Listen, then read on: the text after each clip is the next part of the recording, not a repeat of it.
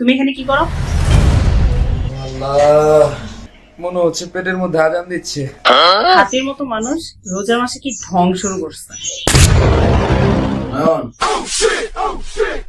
Please তুই আমার সামনে খাস না। একে তো রোজা রাখি ইমানের পরীক্ষা দিচ্ছি, এখন তুই যদি আমার সামনে খাস তাহলে তো নির্ঘাত ফেল। ভাই আপনি তো রোজা রাখছেন, আমি তো রোজা রাখিনি। রোজাদারের সামনে এসব খাস না। রোজাদারের সামনে এসব খাওয়া ঠিক না। তাহলে ভাবি আমি ওই রুমে গিয়ে খাই। ওই রুমে আম্মু ঘুমাচ্ছে, আম্মু তো রোজাদার। তাহলে ভাবি আমি এক কাজ করি, কি? আমি বাথরুমে গিয়ে খাই। যা, ওইটাই তোর খাওয়ার উপযুক্ত স্থান।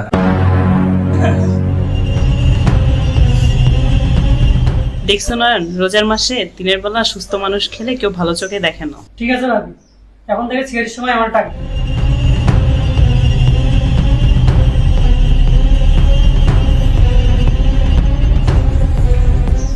এই তুমি এখানে কি করো?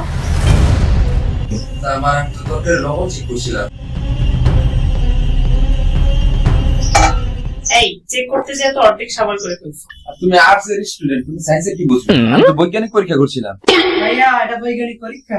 আমি এই যে ভিডিও করছি, এখন ইউটিউবে আপলোড করছি। টাইটেল লিখবো রোজাদারের চুরির গোপন অভিযান। ভাই আমার তোর কাছে রিকোয়েস্ট, আমার মান সম্মান খাস না ভাই।